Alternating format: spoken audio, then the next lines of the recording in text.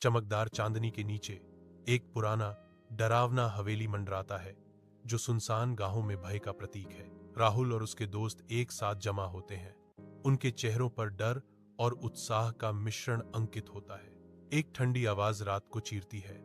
हवेली के दरवाजे खटखटाने लगते हैं। एक अजीब इशारा।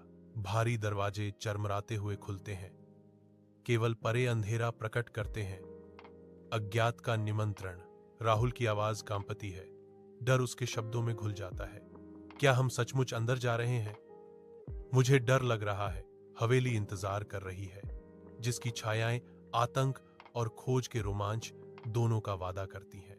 राहुल और उसके दोस्त जैसे ही अंदर कदम रखते हैं, हवेली का कमरा भारी अंधेरे में घिरा हुआ है।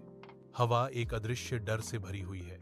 एक पुराना दर्पण कमरे पर हावी है, जिसकी सतह मंद प्रकाश में धुंधली चमक रही है।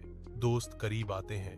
उनके प्रतिबिंब डगमगाते हैं, जो इस दुनिया के पूरी तरह से नहीं है, उससे विकृत होते हैं। अपने चेहरों के बजाय कांच के भीतर अजनबी अज्ञात आकृतियों की क्षणिक झलकियां झिलमिलाती हैं।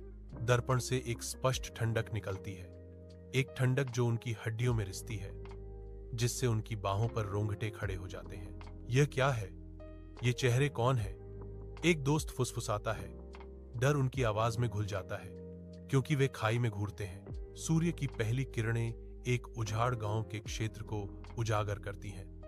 रात के आतंक के अवशेष अभी भी हवा में चिपके हुए हैं। राहुल अकेला खड़ा है।